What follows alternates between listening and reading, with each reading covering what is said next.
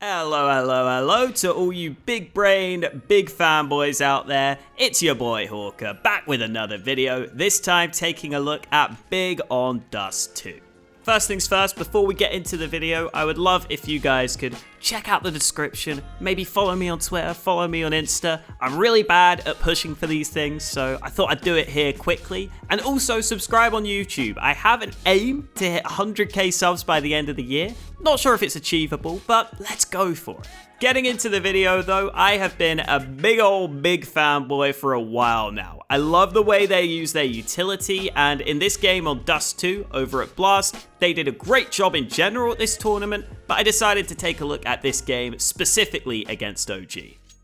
We're going to be going through this game in chronological order to give you a good idea as to the flow of the game. Xantares lines up this long corner smoke, which you're going to see Big throw in basically every round, and they also bombard long with flashes. You can see from the other side just how much utility is expended on taking this long control, and you'll see as this game goes on how Big have a bunch of different variations to make the most of this long control. Meanwhile, Tabson throws the Xbox smoke to keep some pressure on mid, and also take note of the fact that he rebuys one extra nade. He can't rebuy the smoke, but he has one extra piece of utility to use, and Tabson likes to do this a lot. From here, Big have already used quite a lot of utility, so they start to sneak up through long, and then this double smoke cross should probably be pretty standard, but Big seem to fluff their lines here slightly. It takes them a little too long to put this smoke wall up, and OG are able to punish them for it with some kills through the smoke. Very well timed from Alexi here, but he kind of knew they had to push because that first smoke was already up for a little while, and this just halts Big in their tracks. You can see as soon as the initial players go down, Big only want to commit to the site with maybe 3 players, but they have to have some of their other players scramble into position, and they can't quite win this round. The next gun round starts with Searson getting a pick on an unsuspecting Issa, and a very similar long take at the start of the round. Tabson loses out on a 50-50 smoke spam against Valda, but we see the same molly to Car, the same smokes for the cross, slightly better orchestrated this time, and Big start to get across to the site safely.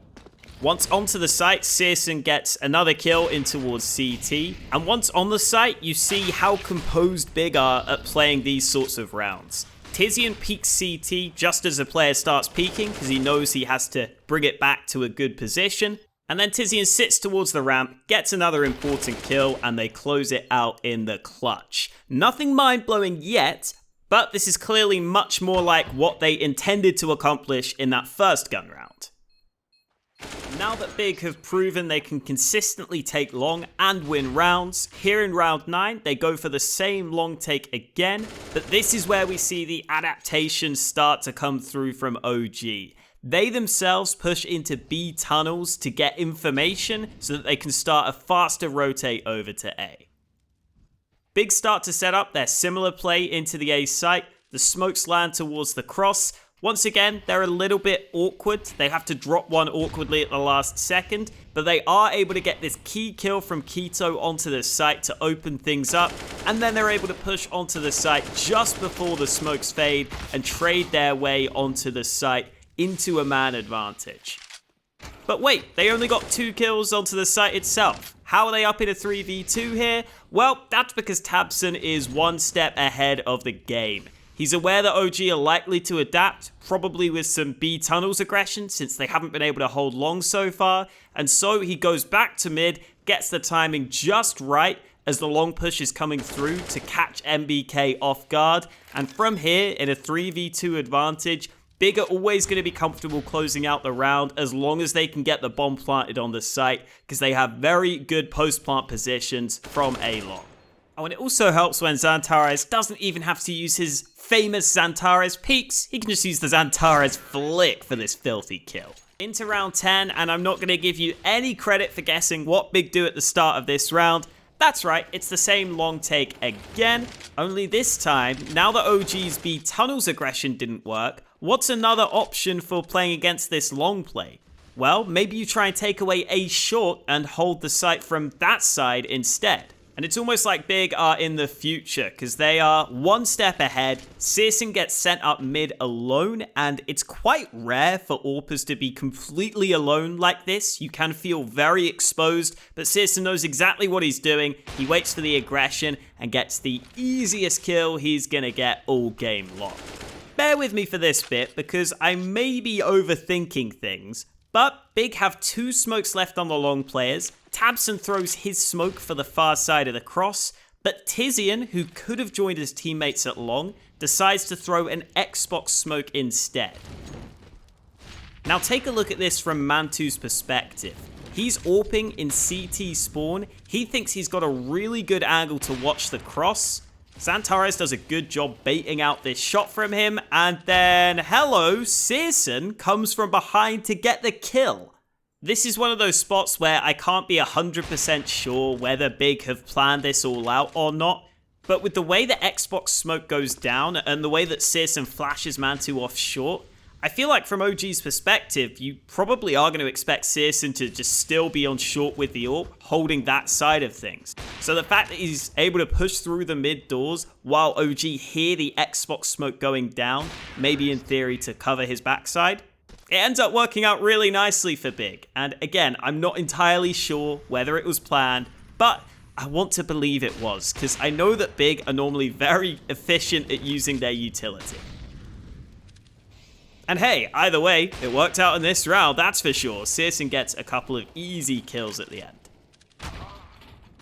Into round number 12, and at the start of this one, I feel like I'm getting deja vu. I feel like I've seen this film before with the long take coming in from tabseN, but wait. There's a twist to the ending this time, as Big are just gonna gun it down mid, safe in the knowledge that OG are likely sick and tired of losing long, and they're probably gonna adapt and try and control it at some point. Big are able to just use their force in numbers to overwhelm Issa at mid, and then tabseN runs up through short away from the rest of his team, spots Alexi B on the rotate, and that gives tabseN a lot of information and likely confirmation that his assumption was correct.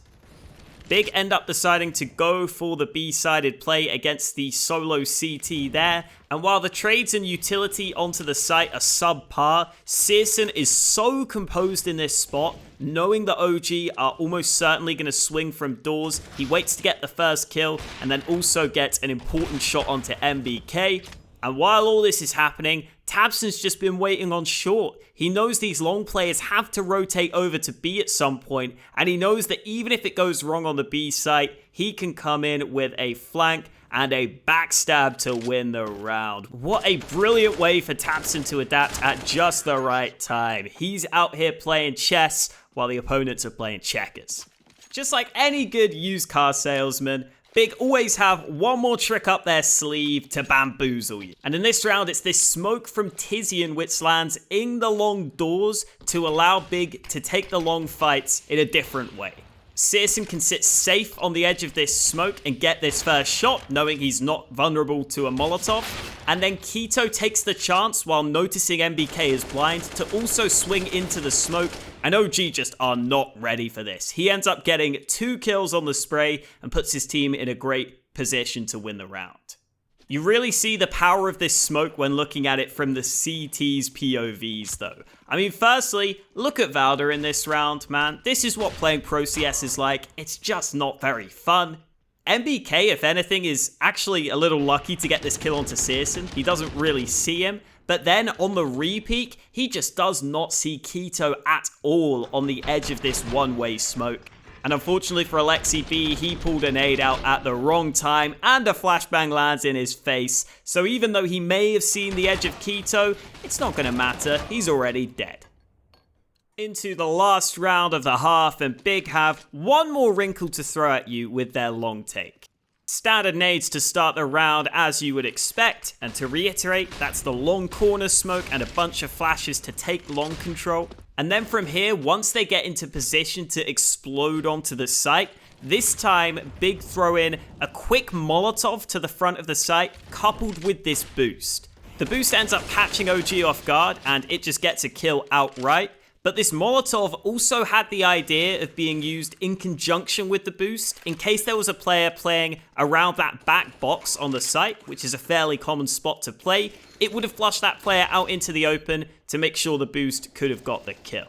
And if you can just have a few of these cool switch ups on your long takes, if you can have rounds like this where you get into a man advantage from a sneaky little play on the A site, this is such an advantageous position for the T's.